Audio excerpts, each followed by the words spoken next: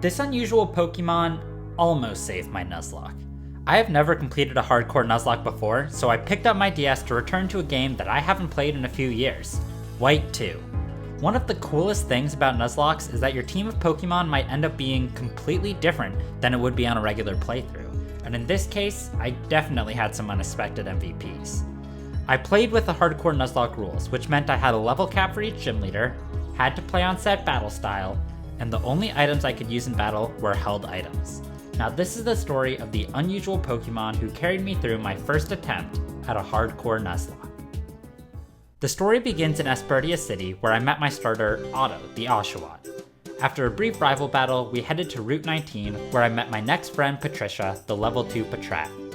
As soon as I met Patricia, I knew she would be the perfect Pokemon to never use once in battle until I needed to make a sacrifice.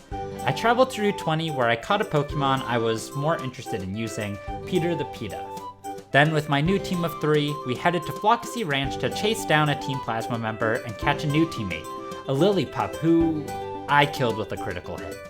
I brought my team up close to the level cap of 13, gave my useful team member some Oranberries to hold, then headed into Charon's gym. Afraid of the damage Charon's 2 Pokemon could do if either were allowed the chance to set up with Workup, I used Otto and Peter to deal damage as fast as possible, taking down the first gym without any casualties.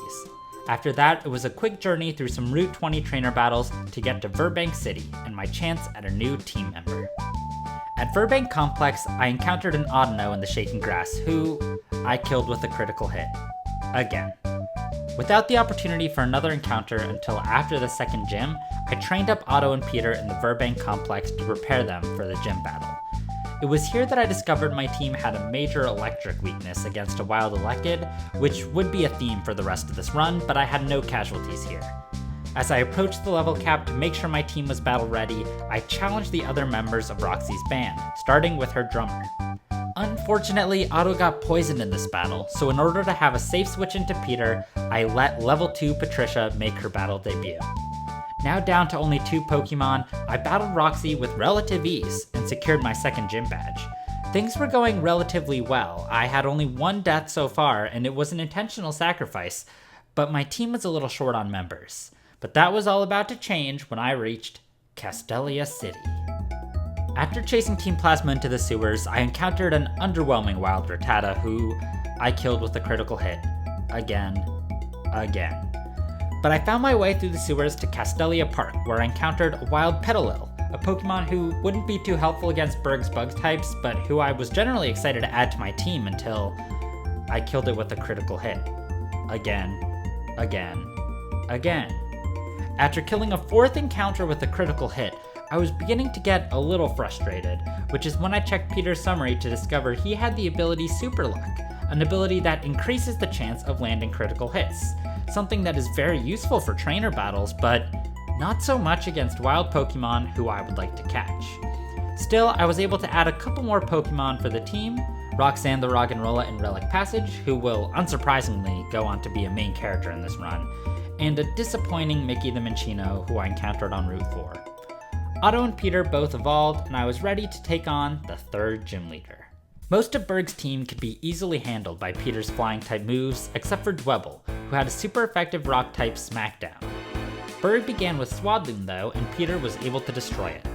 Dwebble came out next, so I switched to Otto, allowing Dwebble to get a free Smackdown against him, but I was doing fine on health. But then something happened that would change my run completely. With a critical hit, Dwebble took down Otto, my Duat, my very first Pokemon. This first unplanned death was the run's first shock, first heartbreak, and I was stunned.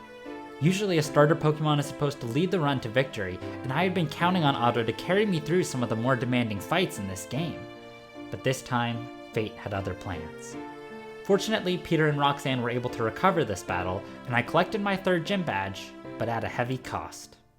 I was eager to find some new Pokemon for my team, and nothing would prepare me for the unusual team leaders I would soon acquire. But for now, my next major roadblock was Colress, blocking my path on Route 4. You see, I had a problem. The only 2 useful Pokemon on my team were Roxanne and Peter.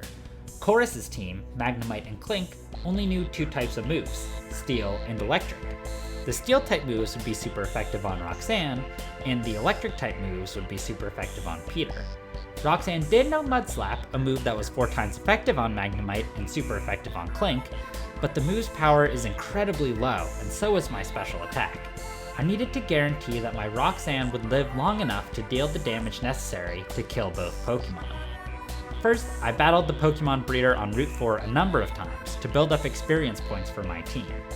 Second, I headed to a building in Castelia City to obtain the item that would make winning this battle even possible.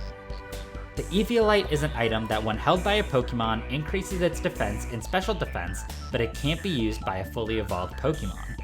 Bulldor, of course, is not fully evolved, and it's actually impossible to even evolve it into Gigalith without trading, so the Eviolite would be Roxanne's item for most of this run.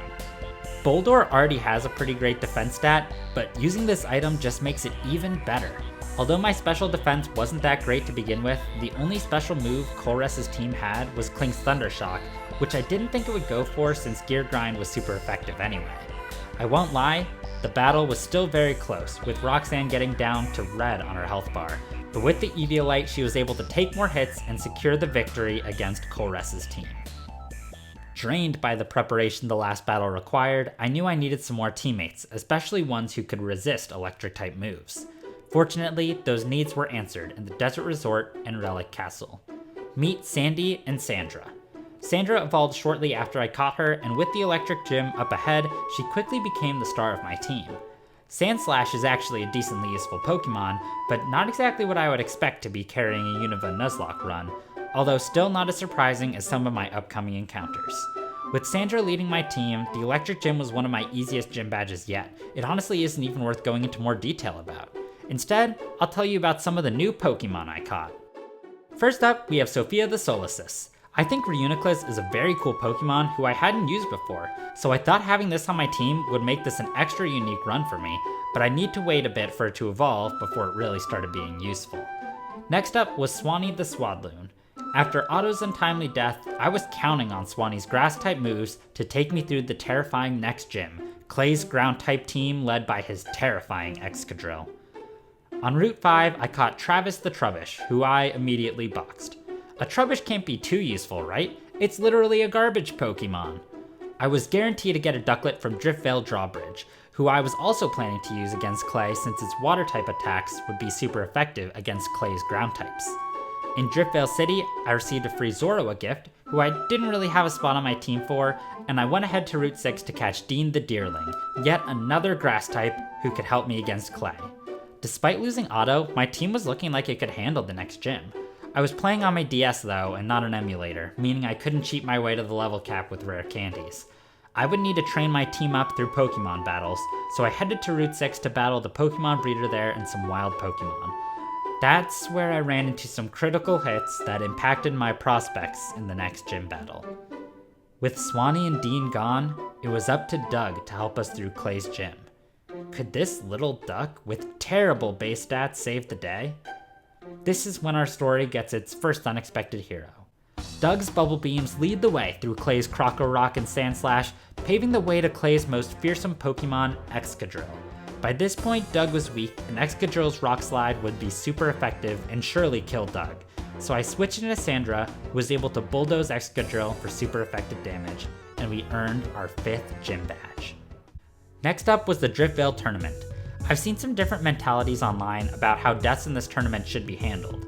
I decided that if any of my Pokemon died, it would count as a death outside the tournament, and if they died in rounds 1 or 2, I would just try not to use it for the rest of the tournament. I brought a team of Roxanne, Peter, and Sandra, and the first round against my rival was easy. But then, against Charon's team, I suffered a heavy loss. Peter, the oldest remaining member of the team, was killed in battle. He had led the team through so many difficult situations, it was truly sad to lose him. Fortunately, I made it through the rest of the tournament without any issues. Since Roxanne was such a powerful Rock-type member of my team, I wasn't too worried about the upcoming 6th gym, Skyla and her Flying-type team. Instead, I started looking ahead to Drayden's Dragon-type team, a team that I had no super effective hitters for. I headed to Mistralton Cave, where I was fortunate enough to encounter Axel the Axu, who I could level up and evolve into Haxorus by the time I reached Drayden. Then I headed into Charstone Cave to prepare for Skyla's gym. And that's when the run fell apart. Pokemon Ranger Brianna had an Excadrill in her party, a scary Pokemon, but one that I had dealt with before in Clay's gym. Unfortunately, my team was already weak from traveling through the cave so far though, and with a critical hit, Excadrill killed another MVP of my team, Sandra. I was sad to see such a great Pokemon go who had done great work in the 4th and 5th gyms, but I did have another ground-type Pokemon to help, Sandy. Sandy was immediately killed by a critical hit from the same Excadrill who had just killed Sandra. 2 critical hits in a row. The rest of my team was able to pull together a victory, but my ground-type members wouldn't be the only Pokemon to die to trainers in Chartstone Cave. After losing 5 members of my team in Chartstone Cave, my team was looking pretty weak. I had Doug, now a Swanna, and Roxanne the Bulldor to lead the team, but besides that, my crew wasn't too strong. Fortunately, I could get another encounter on Route 7, where I met Zelda the Zebstrika, another Pokemon who could help me sweep through the flying gym. And sweep through we did. Between Roxanne and Zelda, the gym was a breeze, earning me my 6th badge. I caught Lincoln the Litwick in Celestial Tower off of Route 7, then hopped aboard a plane to the other side of the region. I caught a couple more Pokemon at Reversal Mountain in the Strange House. Reversal Mountain had some tough trainers and terrifyingly close moments, but Doug led the team to victory with his water-type attacks. Who knew that Swanna of all Pokemon would be the leader of my team? I arrived in Undella Town, then prepared for a rival battle. It would be a breeze. Roxanne could take out Unpheasant and Simisear with rock moves, and then Doug could come in and take out Serperior with flying moves. But that's not quite what happened. This would be the moment my Nuzlocke really fell apart. The plan began as I expected, and once the Serperior came out, I switched to Doug, allowing Serperior to get a free Leaf Blade against me, but I was doing okay on health. Then, in a surprising turn of events, Serperior hit with a second Leaf Blade that crit, and my hero since Driftvale, Doug, was down. My team barely recovered, and I lost 2 more Pokemon trying to pivot around this unexpected situation, including Sophia the Duosian, who I had been so excited to evolve. Not only did I lose one of the strongest Pokemon on my team in Doug, but I also lost my Surf Pokemon. I've seen some discourse online about how to treat HMs and Nuzlocks, but technically I didn't require Surf right now anyway. You see, with Drayden coming up, my team was significantly underprepared to handle Dragon types, and I had only 2 chances to catch a super effective Ice-type Pokemon. One was a chance for Spheal in Undella Bay, only accessible during winter, and the other was a Lapras in the waters beneath the village bridge. Both encounters would require Surf.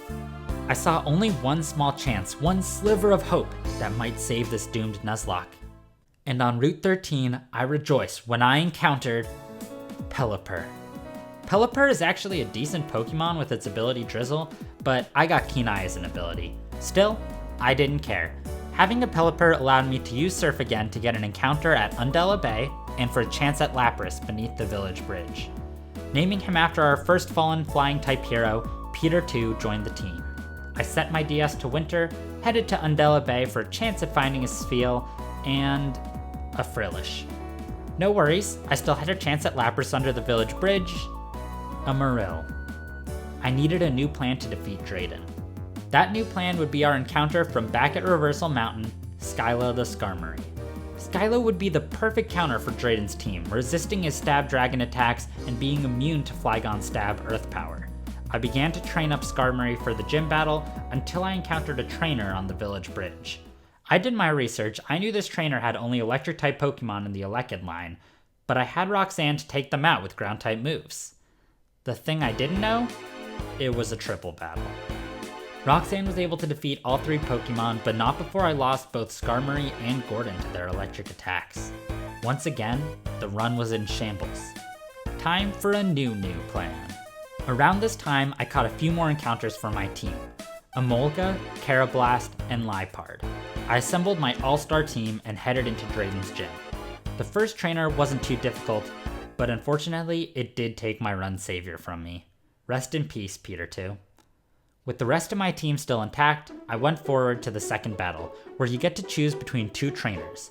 One trainer specialized in defense, while the other specialized in attack.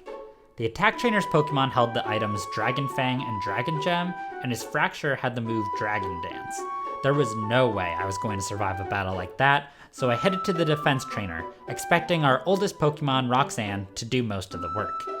That's when Fracture set up Swagger, confusing Roxanne.